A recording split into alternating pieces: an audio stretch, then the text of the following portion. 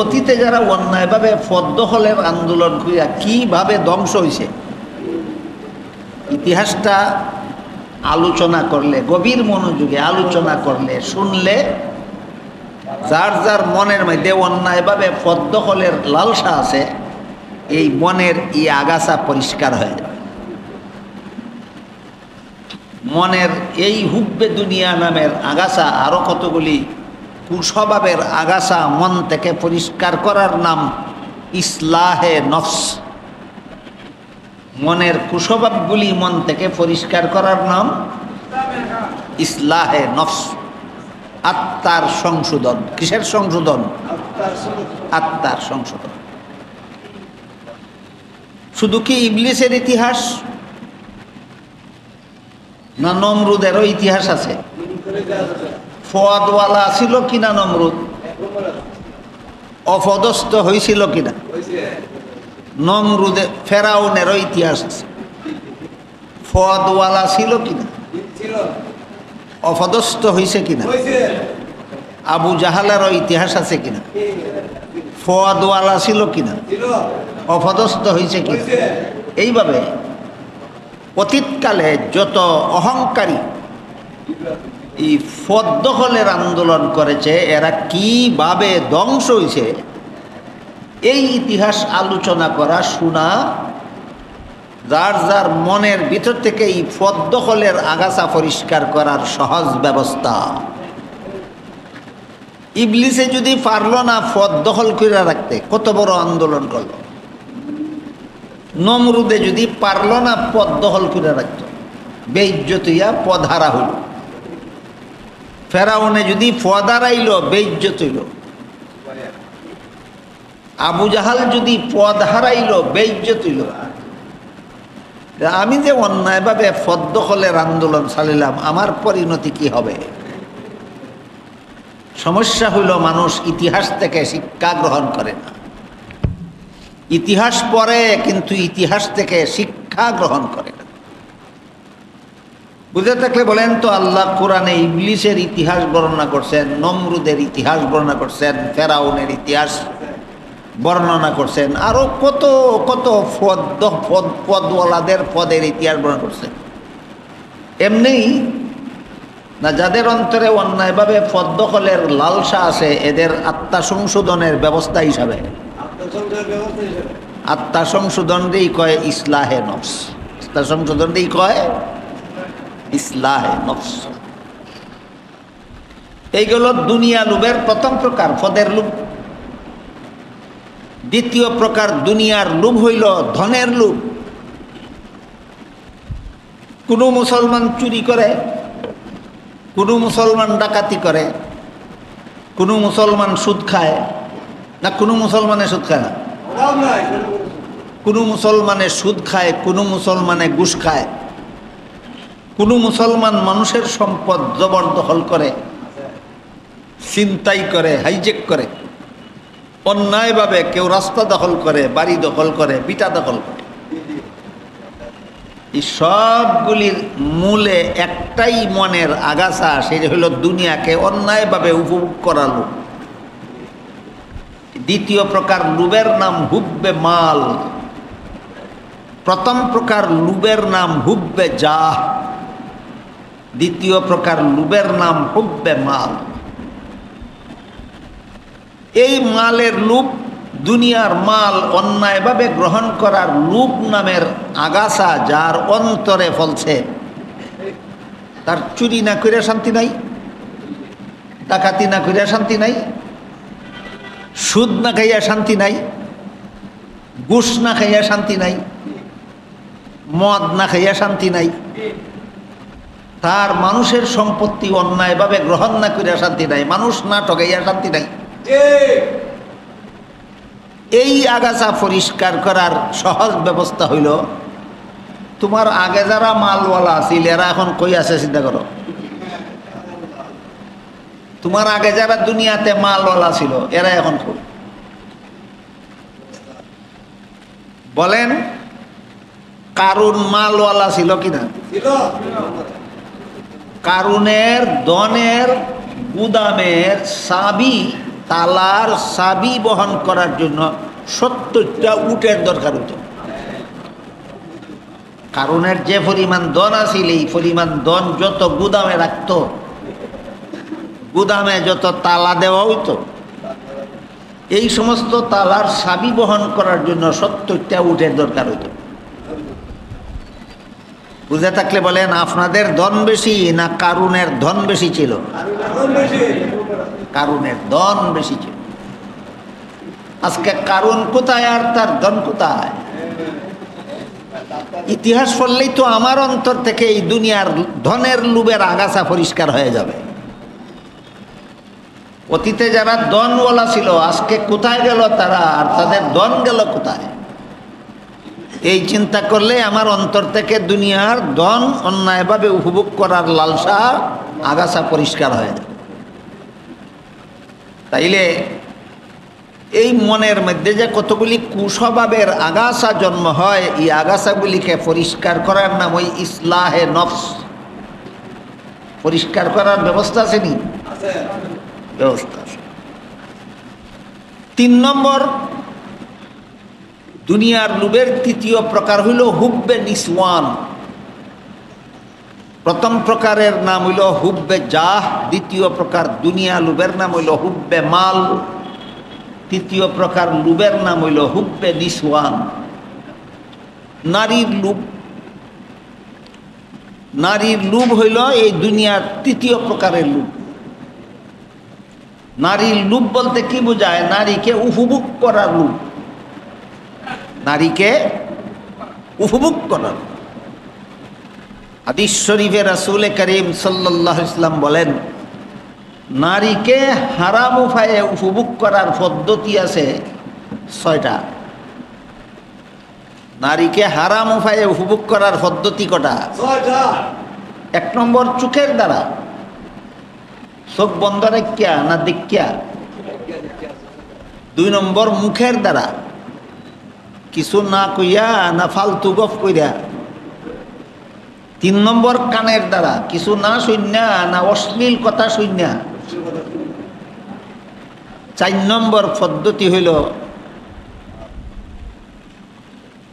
মুখের দ্বারা, চোখের দ্বারা, মুখের দ্বারা, কানের দ্বারা, হাতের দ্বারা। 5 নম্বর পদ্ধতি হইল পায়ের দ্বারা। 6 নম্বর পদ্ধতি হইল লজ্জাস্থানের দ্বারা। সিরিয়াল বাই সিরিয়াল নারীকে অন্যায়ভাবে উপভোগের 6টা পদ্ধতি ধারাবাহিকভাবে, এলোহাতারি না, আগেরটা আগে পরেরটা পরে। নারীকে অন্যায়ভাবে উপভোগ সর্বপ্রথম চৌকের মাধ্যমে শুরু হয়, আর লজ্জাস্থানের উপভোগে গিয়া শেষ হয়। এই কারণে আল্লাহ পাক রব্বুল আলামিন কোরআনে বলেন, কুল্লিল মুমিনিনা ইয়াগুদ্দু মিন আবসারিহিম ওয়া ইয়াহফাযু ফুরুজাহুম। হে রাসূল করিম সাল্লাল্লাহু আলাইহি ওয়াসাল্লাম, ইমানদার পুরুষদেরকে বলে দিন তারা যেন চক্ষু হেফাজত করে, তাদের গোটা চরিত্রটাই হেফাজত হয় না। চৌকের হেফাজতের দ্বারা চরিত্র হেফাজত হয়।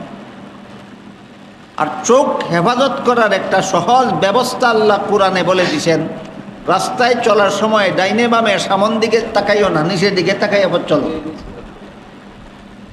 আমি যদি নিচের দিকে যেখানে কদম ফালাই সেখানে চাইয়া চাইয়া যদি আমি পথে হাঁটি, আমার ডাইনে দিয়া বায়ে দিয়া সামনে দিয়া কোনো বেপরদা নারী চলে গেলেও আমার চোখে পড়বেই না, চোখে পড়বেই না। হারাম উপায়ে উপভোগের সুযোগই আসবেন। এই নারীকে উপভোগ করার মতো লালসার থেকে, এই আগাছার থেকে মনকে পরিষ্কার করার একেবারে সর্বপ্রথম প্রাথমিক ব্যবস্থাটা আল্লাহ কোরআনে বলে দিয়েছেন, নিচের দিকে তাকাইয়া রাস্তা চলো। আরও বিভিন্ন ব্যবস্থা আছে। এই ব্যবস্থায় যদি কারো সারে না, 2 নম্বর ব্যবস্থা হইল হাদিস শরীফে রাসূল করিম সাল্লাল্লাহু আলাইহি ওয়াসাল্লাম বলেন, কেউ যদি ইচ্ছাকৃতভাবে ভিন্ন কোনো নারীর দিকে ইচ্ছাকৃতভাবে যদি তাকায়, চোখের দ্বারা আনন্দ উপভোগ করে, আল্লাহর রাসূল বলেন হাসরের বিচারে তার চোখে গলন্ত সীসা ঢেলে দেওয়া হবে। যখনই আমার সামনে বেপরদা নারী পড়বে তখনই আমি ওই হাদিসটার কথা মনে করবো যে আল্লাহ রসুল বলছেন সীসা গালাইয়া চোখে ডাইলা দেও। আপনারা বলেন তো সীসা গোয়ালে কি ঠান্ডা হইলে না আগুনের মতো গরম হইলে? আগুনের মতো গরম হইলে সীসা গলে, এইরকম গলন্ত সীসা চোখে ডাইলা দেওয়া। রসুলের সেই হাদিস আমি যদি স্মরণ করি, রসুলের সেই হাদিস আমার চক্ষুকে বেপরদা নারী থেকে ফিরে এনে। এটা হলো হুব্বে নিসওয়ান, নারীর রূপ থেকে মনের ক্ষেতের এই আগাছা পরিষ্কার করার বিভিন্ন ব্যবস্থা। এর মধ্যে এই এক দুইটা ব্যবস্থা আপনাদের সামনে পেশ করলাম। এই পর্যন্ত মনের সর্বমোট 10টা কুস্বভাবের মধ্যে একটা কুস্বভাবের আলোচনা হইল। কুস্বভাবটার নাম হুব্বে দুনিয়া। মনের মধ্যে কতগুলি কুস্বভাব অটোমেটিকলি জন্ম হয়, এইগুলির থেকে মনকে পরিষ্কার করার নাম আত্মার সংশোধন। এগুলির থেকে মনকে পরিষ্কার করার নাম আত্মার সংশোধন। এই সমস্ত কুস্বভাবের মধ্যে থেকে একটা কুস্বভাবের নাম এতক্ষণ যেটা আলোচনা হইল হুব্বে দুনিয়া। এটা 3 প্রকার। হুব্বে দুনিয়া 3 প্রকার। একটা নাম হইল হুব্বে জাহ, একটা হুব্বে মাল, একটা হুব্বে নিসওয়ান। এরকম আরো 9টা কুস্বভাব আছে। একটা একটা করে মনের সবগুলি কুস্বভাব থেকে মনকে পরিষ্কার করার নাম ইসলাহে নফস। যে জলসার মধ্যে এই ব্যবস্থাগুলি বলে দেওয়া হয়, এই জলসার নাম হইল ইসলাহি জলসা। এখন বলেন কিসের ইসলাহ, কিসের সংশোধন? আত্মার সংশোধন। আমি কি আপনাদেরকে বুঝাইতে পারলাম আত্মার ভুল কোথায়, সংশোধন কিভাবে হয়? এই কুস্বভাবগুলি হইল আত্মার ভুল। এক একটা ভুলের সংশোধনের এক একটা ব্যবস্থা আছে। আত্মার মধ্যে যে সমস্ত কুস্বভাবের জন্ম হয় এর মধ্যে 2 নম্বর কুস্বভাবের নাম হইল গজব। 2 নম্বর কুস্বভাবের নাম গজব। গজব শব্দের বাংলা অর্থ হইল রাগ। গজব শব্দের বাংলা অর্থ হইল রাগ। একজনে আরেকজন উঠে বদ্ধ দেয়, কয়ের উঠে আল্লাহর গজব পড়ুক। গজব অর্থ আল্লাহর রাগ পড়ুক। আল্লাহ যার উপরে রাগ হয় এর পরিণতি ফেরাউনের মতো হয়। আল্লাহ যার উপরে রাগ হয় তার পরিণতি নমরুদের মতো হয়। আল্লাহ যার উপরে রাগ হয় তার পরিণতি আবু জাহালের মতো হয়। আল্লাহ যার উপরে রাগ হয় তার পরিণতি ইবলিসের মতো হয়। এই কারণে কেউ যদি কারো উপর খুব বেশি রাগান্বিত হয়, কয় আমি রাগ হইয়া তোরে কিছু করতে পারলাম না, আল্লাহর গজব পড়ুক তোর উপরে, আল্লাহ নিজে রাগ হোক তোর উপরে। গজব শব্দের অর্থ হইল রাগ। এই রাগের 3টা স্তর আছে। রাগ যে আত্মার আগাছাগুলির মধ্যে, কুস্বভাবগুলির মধ্যে একটা কুস্বভাব। রাগের 3টা স্তর আছে। এক প্রকারের রাগ আছে, এটা মুমিন মুসলমানের অন্তরে থাকা ওয়াজিব, না থাকলে তোমার ঈমান নষ্ট হবে। এটা এক প্রকারের রাগ। আরেক প্রকারের রাগ আছে তোমার অন্তরে থাকলেও গুনাহ নাই, না থাকলেও গুনাহ নাই, এটা দেখো জায়েজ। দ্বিতীয় প্রকারের রাগ জায়েজ। তৃতীয় প্রকারের রাগ হারাম। 3 নম্বর রাগ যেটা, এটা হইল আত্মার আগাছা। আমার কথা বুঝে থাকলে বলেন রাগ কত প্রকার? প্রথমটা ওয়াজিব, দ্বিতীয়টা জায়েজ, তৃতীয়টা হারাম। প্রথমটা ওয়াজিব, দ্বিতীয়টা জায়েজ, তৃতীয়টা হারাম। এখন বলেন আত্মার আগাছা কত নম্বরটা? 3 নম্বরটা। যেই রাগ হারাম সেটা আত্মার কুস্বভাব। এই কুস্বভাব থেকে আত্মা পরিষ্কার করার চমৎকার ব্যবস্থা আল্লাহ কোরআনে বাতাইয়া দিয়েছেন। আমরা তো কোরআনের তাফসীর শুনি শরীয়তের দৃষ্টিভঙ্গি নিয়ে, এই কারণে আত্মার বিষয়গুলি সেখানে আলোচনা হয়। আপনারা কি মনে করেন আল্লাহ শুধু কোরআনে শুধু শরীয়ত শিক্ষা দিয়েছেন না তরিকত? একটু মনোযোগ দিয়ে শুনলে বুঝতে পারবেন কোরআনের তরিকত কত মজার আর কত গভীর। আত্মার কুস্বভাব, 10টা কুস্বভাবের মধ্যে এটা মনে রাখি সব সময় যে আত্মার মধ্যে অটোমেটিকলি যতগুলি কুস্বভাব জন্ম হয় এর মধ্যে এগুলির সংখ্যা হইল 10টা। আত্মার মধ্যে যতগুলি কুস্বভাব জন্ম হয়, ফলানি লাগে না এমনই এমনই, এগুলি সর্বমোট কটা? এর মধ্যে একটার নাম হইল হুব্বে দুনিয়া আর একটার নাম হইল গজব। 2 নম্বরটার নাম গজব। গজব অর্থ রাগ। রাগের স্তর 3টা: ওয়াজিব, জায়েজ, হারাম। ওয়াজিব, জায়েজ, হারাম। 3 নম্বর রাগ যেটা হারাম, এটা হইল মনের ক্ষেতের আগাছা। এটার থেকে মনকে পরিষ্কার করা ফরজ, নাইলে তোমারে 1000 গুনায় লিপ্ত করাইয়া এই তোমার রাগে তোমারে জাহান্নামে না নিয়ে ছাড়বে না। বহু মুসলমানকে তাদের রাগে জাহান্নামে পৌঁছাইয়া দেবে। নামাজ পড়া সত্ত্বেও, রোজা রাখা সত্ত্বেও, তসবিহ পড়া সত্ত্বেও, ইবাদত বন্দি করা সত্ত্বেও হারাম রাগের কারণে তাকে জাহান্নামে যেতে হবে। তাইলে এই রাগ যে 3 প্রকার, কোনটা ওয়াজিব এটা যদি না জানি তাইলে তো ওয়াজিবটাও আমার মনের মধ্যে থাকবে না। কোনটা জায়েজ এটা যদি না জানি তাহলে আমি আমার রাগ করাটা জায়েজ হইল না না জায়েজ হইল আমি নিজেই বুঝবো না। কোন রাগটা হারাম এটা যদি না জানি তাহলে এই হারাম রাগ থেকে মনকে পবিত্র করার দরকারই মনে করবো না। এই জন্য 3 রকমের রাগ আগে চিনা দরকার, কিন্তু মনে রাখা দরকার। কত নম্বরটা? আত্মার আগাছা। 3 নম্বরটা হইল মনের ক্ষেতের কুস্বভাবের আগাছা। যেই রাগ তাকা ওয়াজিব, মুসলমানের অন্তরে যেই রাগটা তাকা ওয়াজিব, এটা হইল আল্লাহর বিরুদ্ধে, রাসূলের বিরুদ্ধে, ইসলামের বিরুদ্ধে, মুসলমানের বিরুদ্ধে কেউ যদি কুৎসা রটায়, কেউ যদি অন্যায় ব্যবহার করে, এর ফলেও যে মুসলমানের অন্তরে রাগ উঠে না, এর ইমান ফচ্চা যায়। এর ইমান আল্লাহর বিরুদ্ধে কথা কইলে যার অন্তরে রাগ উঠে না, এ কেমন মুসলমান? নবীর বিরুদ্ধে কথা বললে যার অন্তরে রাগ উঠে না, সে কিসের মুসলমান? ইসলামের বিরুদ্ধে, ইসলামের বিধিবিধানের বিরুদ্ধে সমালোচনা করলে যার অন্তরে রাগ উঠে না, এ মুসলমানের মতো মুসলমান নয়।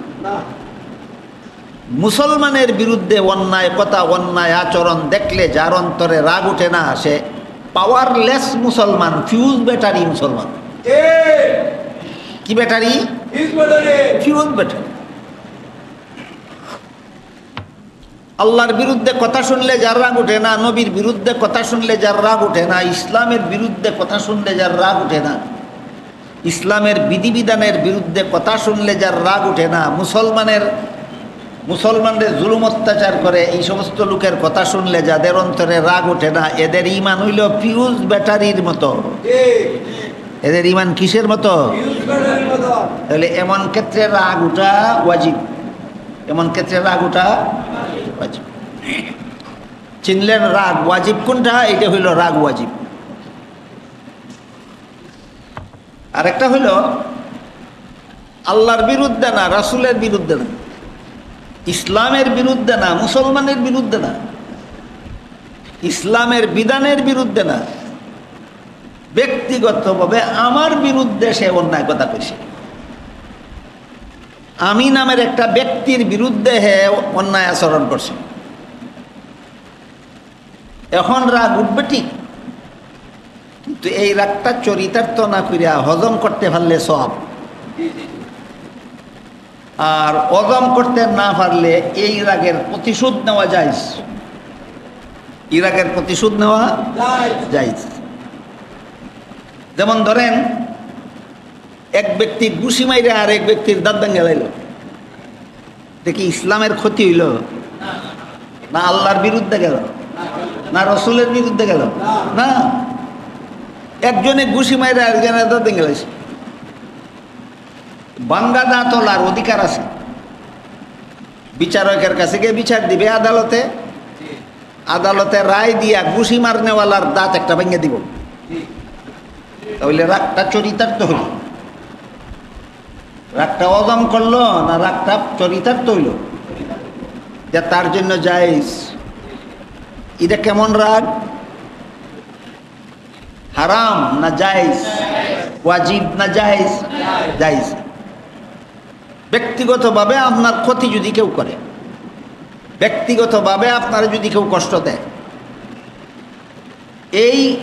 এটার প্রতিশোধ নেওয়া এটা রাগের কাজ। রাগ না উঠলে প্রতিশোধ নিতে যাইত না, রাগ উঠলেই চাইব প্রতিশোধ নিত। এটার প্রতিশোধ নেওয়া ওয়াজিব না হারাম না, জায়েজ। কিন্তু মনে রাখতে হবে প্রতিশোধ সমান সমান হতে হবে। তোমারে ঘুষি মাইরা দাঁত ভাঙছিল একটা, তুমি যদি লাত মাইরা দাঁত ভেঙে গেলাও তিনটা, ওই জায়েজ রাগে তোমারে হারাম জায়গায় ফসাইয়া দিল। এটার শিকার ওই বর্তমান দুনিয়ার মুসলমান বেশি। বাজারও এক বেটার ধাক্কা আর এক বেটার শরীর লাগিয়ে হয়ে গেছিল গা, হ্যাঁ বেটায় ফালতে মেরে দিছে, কুশিয়ার নাকের বদনা চিলাইছে। সমানে সমান না আকাশ পাতাল ব্যবধান। জায়েজ রাগের চরিতার্থ করতে গিয়া যে পরিমাণ আঘাত তোমারে করছে এর থেকে বেশি আঘাত করা, যে পরিমাণ ক্ষতি তোমারে করছে এর থেকে বেশি ক্ষতি করা, এটা আবার হারাম। এটা আবার হারাম, বেশিটা হারাম। এই ব্যাপারে এক হাদিস আছে বড় চমৎকার। এক হাদিসে উল্লেখ আছে, একজন সাহাবী রাসূল করিম সাল্লাল্লাহু আলাইহি ওয়াসাল্লামের খেদমতে গিয়া বলেন, ওগো আল্লাহর রাসূল, আমার একটা দোকান আছে, দোকানের মাল বেচা কিনা করার জন্য আমি একটা গোলাম দোকানে দায়িত্ব দিয়ে রাখছি। গোলামে আমার দোকানের মাল বেচা কিনা করে। আমি যখন দোকানে থাকি না তখন সে আমার দোকানের মাল চুরি করে, আর আমিও যেদিন দরদাম পারি এদিন আমি তার ইচ্ছা মতো ফিটা দিই। হে আমার মাল চুরি করে আর আমি হেরে দরলে ফিটা দিই, তাহলে হেও আমার ক্ষতি করে, আমিও হেরে কষ্ট দিই। আমরা দুইজনের বিচার হাসরের মাঠে কিভাবে হবে? এই হাদিসটা বর্তমান সমাজের সব মুসলমানের বুঝে রাখা দরকার। রসুলের কাছে রসুলের একজন সাহাবী বললেন, আমার দোকানের মাল গোলামে চুরি করে, সে করে আমার ক্ষতি, আর ধরতে পারলে আমি তার ইচ্ছা মতো পিঠাই, আমি করি, আমি তারে দেই কষ্ট, হেও আমার ক্ষতি করে, আমিও হরে কষ্ট দিই। আমরা দুজনের বিচারটা কিয়ামতের দিন কেমনে কেমনে হবে? রাসূল করিম সাল্লাল্লাহু আলাইহি ওয়াসাল্লাম বলেন, সে তোমার দোকানের যে পরিমাণ মাল চুরি করে, এই পরিমাণ মাল চুরি করার কারণে আল্লাহর দরবারে যে পরিমাণ শাস্তির যোগ্য হইল, এটা তো কেউ জানে না। কি পরিমাণ মাল চুরি করলে পরকালে আল্লাহ কি পরিমাণ শাস্তি দিবেন, এটা তো কেউ জানে না। শাস্তির পরিমাণটা তো তুমি জানো না। কাজে তুমি যে ফিটাটা দাও, ফিটাটা যদি শাস্তির সমান সমান হয়, তাহলে হাসরের মাঠে তোমরা দুজন খালাস, কারো কাছে কারো কোনো ভাবনা নাই। তোমার যে পরিমাণ মাল চুরি করছে তুমি এই পরিমাণ সাজা তারে দুনিয়ায় তুই দিলাইছ, তার কাছেও তোমার কোনো দাবি নাই, তোমার কাছেও তার আর কোনো দাবি নেই। আর যদি তোমার যে পরিমাণ মাল চুরি করলো এর দ্বারা সে আল্লাহর দরবারে যে পরিমাণ শাস্তির যোগ্য হয়েছিল, তোমার ফিটাটার পরিমাণ যদি এর থেকে কম হয়, বাকিটা তুমি পরকালে আল্লাহর বিচারে পাইবা। আর তোমার ফিটার পরিমাণ যদি শাস্তির পরিমাণ থেকে বেশি হয়, দুনিয়াতে তোমার দোকানের মালও গেল, আর কিছু যে বেশি ফিটাইছ এটার বদলা তোমার সোয়াব বজাইব, হেরে তোমার সোয়াব দেয়া দিতে হইব। সাহাবী বলেন, ওগো আল্লাহর রাসূল, কত হিসাব নিকাশের আমার দরকার নাই, আমি গোলামরা আজাদ করে দিলাম, তবুও কিয়ামতের দিন আমার কাছে তার যেন কোনো ভাবনা না থাকে। ওই যে নিজের হক সাইডে দিলেন, রাগ আসিল এই কারণে ফিটাইতেন, এখন সমূলে গোলাম আজাদ করে দিলেন। কেন? আমার ফিটার পরিমাণ যদি বেশি হইয়া থাকে তাহলে এই রাগটা হারাম হবে। এই হারাম রাগটা যে 3 নম্বর পর্যায়ের রাগ, এই রাগটা হইল হারাম।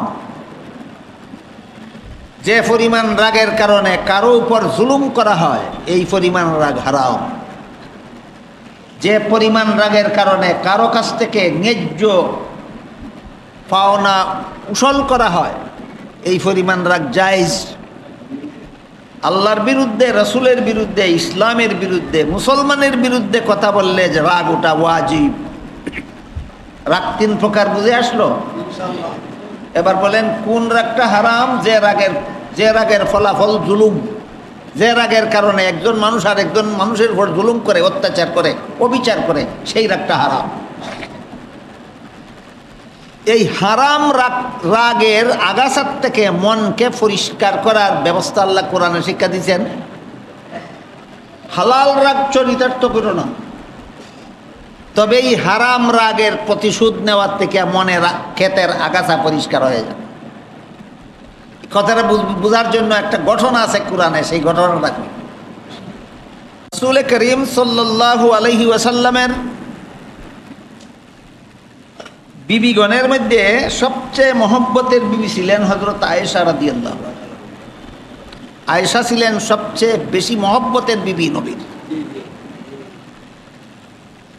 সেই আয়েশা রাদিয়াল্লাহু আনহার বাবার নাম ছিল হযরত আবু বকর সিদ্দিক রাদিয়াল্লাহু। আবু বকর রসুলের আত্মীয়তা সম্পর্কে কি? শ্বশুর। আবু বকর রসুলের শ্বশুর।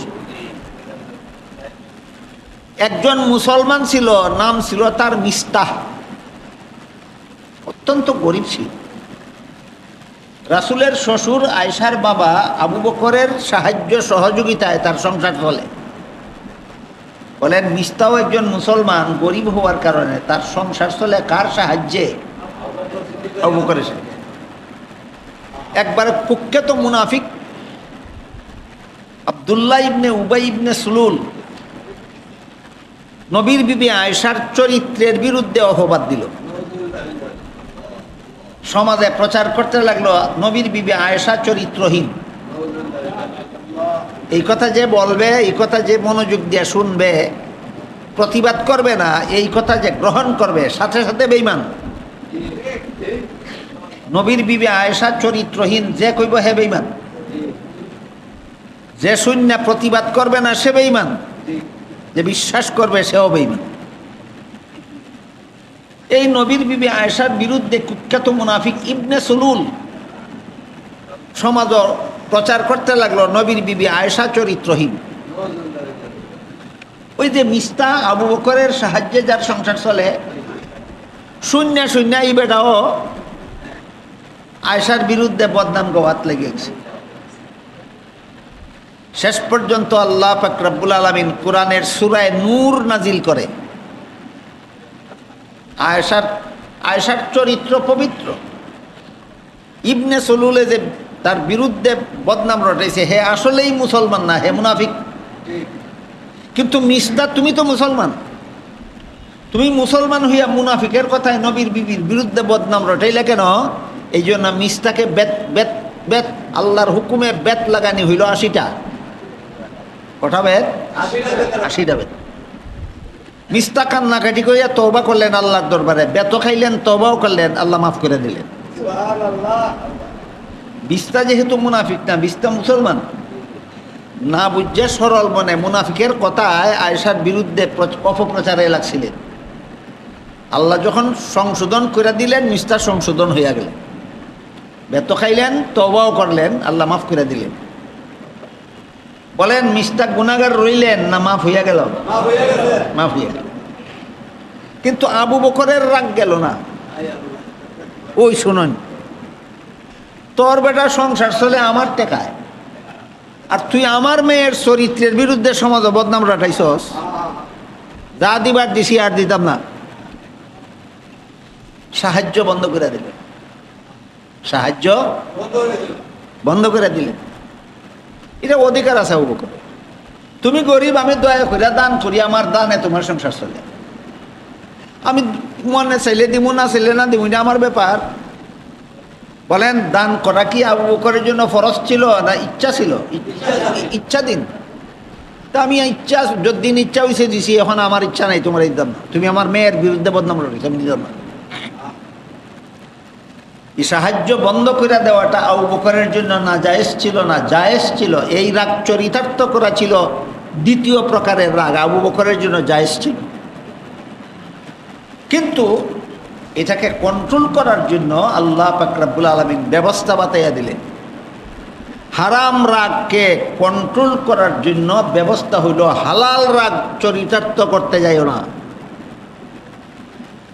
এই মর্মে আল্লাহ কোরআনে আয়াত নাযিল করে বলেন, আতুহিব্বুনা আন ইয়াগফিরাল্লাহু লাকুম। এর মর্ম হইল, হে মুমিন মুসলমানেরা, যার বিরুদ্ধে তোমার রাগ যে পরিমাণ চরিতার্থ করা তোমার জন্য হালাল, এটা যদি চরিতার্থ না করো, নিজের রাগটারে যদি দমন করে রাখতে পারো, কন্ট্রোল করে রাখতে পারো, হালাল রাগ, তবে তোমার পক্ষে সম্ভব হবে হারাম রাগ থেকে বেঁচে থাকা। যারা হালাল রাগরে কন্ট্রোল করতে পারে এরা হারাম রাগ থেকে বাঁচতে পারে। আর হালাল রাগরে কন্ট্রোল করার এত চমৎকার ব্যবস্থা দিয়েছেন আল্লাহ কোরআনে। বলছেন, যার উপরে তোমার রাগ উঠছে তুমি ইচ্ছা করলে প্রতিশোধ নিতে পারো। প্রতিশোধ নেওয়ার আগে চিন্তা করো, আল্লাহর দরবারে তোমার জীবনে কি কোনো অপরাধ নাই? কি বলেন? আল্লাহর দরবারে আমাদের কোনো অপরাধ নাই? তা আল্লাহ যদি রাগ হইয়া তোমার প্রতিশোধ দেন, তোমার দশাটা কিব? যখন আরেকজনের উপরে তোমার রাগ উঠলো, ইচ্ছা করলে তুমি রাগ পরিশোধ নিতে পারো, জায়েজ আছে তোমার জন্য। এই রাগকে কন্ট্রোল করার ব্যবস্থা শিক্ষা দিয়া, মনের এই আগাছা পরিষ্কার করার ব্যবস্থা শিক্ষা দিয়ে আল্লাহ বলেন, ঠিক সেই মুহূর্তে তুমি চিন্তা করো, আল্লাহর দরবারে তোমার অনেকগুলি অপরাধ আছে, আল্লাহরও কিন্তু রাগ আছে। তুমি যে একবারে তোমার সাথে অন্যায় ব্যবহার করছে দিকে তুমি রাগ চরিতার্থ করতে সিদ্ধান্ত নিছ, আল্লাহর সাথে যত অপরাধ আছে সেইগুলির প্রতিশোধ যদি আল্লাহ তোমার কাছ থেকে নেন, তোমার অবস্থাটা কি হবে? কাজেই তোমরা যদি চাও যে আল্লাহর দরবারের অপরাধ প্রতিশোধ না নিয়ে আল্লাহ তোমারে ক্ষমা করুক, তাইলে তুমিও বন্দার অপরাধের প্রতিশোধ না নিয়ে বন্দারে ক্ষমা করো। এলো হারাম রাগ থেকে নিজের মনকে কন্ট্রোল করার, হারাম রাগ থেকে মনের ক্ষেতের আগাছা পরিষ্কার করার এই ব্যবস্থা আল্লাহ নিজে কোরআনে শিক্ষা দিচ্ছেন। 2 নম্বর, মনের 10টা কুস্বভাবের মধ্যে 2 নম্বর কুস্বভাবের আলোচনা হইল। 1 নম্বর কুস্বভাবের নাম ছিল হুব্বে দুনিয়া। এটার থেকে মন রে পরিষ্কার করার ব্যবস্থা বাতাইয়ে দেওয়া হয়েছে। বলেন, হুব্বে দুনিয়া, দুনিয়ার লোভ থেকে মন রে পরিষ্কার করার ব্যবস্থা কি? অতীতে যত দুনিয়াদার দুনিয়াতে ছিল এদের শেষ পরিণতির ইতিহাস পড়ো। অতীতে যত দুনিয়া লোভী ছিল দুনিয়াতে, এদের শেষ পরিণতি কি হয়েছিল ইতিহাস পড়ো, তোমার অন্তর থেকে দুনিয়ার লোভ দূর হয়ে যাবে। 2 নম্বর মনের ক্ষেতের 2 নম্বর আগাছার নাম হইল গজব রাগ। যে রাগের ফলাফলে জুলুম করে মানুষ একজনে আরেকজনে, এই রাগ হারাম। এটা মনের একটা কুস্বভাব। বলেন, আপনারা যে সমাজে বাস করেন, এই সমাজে কোনো মুসলমানের উপর জুলুম করে কিনা? খুশি হইয়া না রাগ হইয়া? আমার কথা বুঝে থাকলে বলেন, এই রাগটা হালাল না হারাম? এই রাগটা হারাম। যে কন্ট্রোল করার ব্যবস্থা হইল, তুমি যার উপরে রাগ হইছ, প্রতিশোধ নিবা আমি ইচ্ছা করছো, আল্লাহর কাছেও তো তোমার অপরাধ আছে, আল্লাহরও তো তোমার উপরে রাগ আছে। আল্লাহ যদি তোমার কাছ থেকে প্রতিশোধ নেয়, তাহলে তোমার কি দোষ আর হবে? চিন্তা করো। আল্লাহর প্রতিশোধ থেকে যদি নিজেকে বাঁচাইতে চাও, তাহলে আরেকজনের প্রতিশোধ থেকে নিজেকে ফিরাও। এটা হলো হারাম রাগ নামের আগাছা মন থেকে পরিষ্কার করার ব্যবস্থা। 2 নম্বর কুস্বভাবের আলোচনা হইল। 2 নম্বর কুস্বভাব হইল হারাম রাগ। মনের ক্ষেতের মধ্যে যত কুস্বভাবের আগাছা জন্ম হয়, এর মধ্যে 3 নম্বরটার নাম হইল আমিত্ব। 3 নম্বরটার নাম আমিত্ব। এটারে আরবিতে কয় আনানিয়ত, বাংলায় কয় আমিত্ব। এটাও হারাম। নিজেরে নিজে বড় মনে করা, নিজেরে নিজে যোগ্য মনে করা, নিজেরে নিজে মর্যাদাশালী মনে করা, ধ্বংস কইরা ছেড়ে মানুষকে এই রোগে এই আগাছায়। এই আমিত্বটাকে বাংলায় অহংকার বলা হয়, আরবিতে বলে আনানিয়ত, বাংলায় একটা শব্দ হইল আমিত্ব আর একটা হইল অহংকার। বলেন অহংকার মনের কত নম্বর কুস্বভাব? 3 নম্বর কুস্বভাবের নাম অহংকার।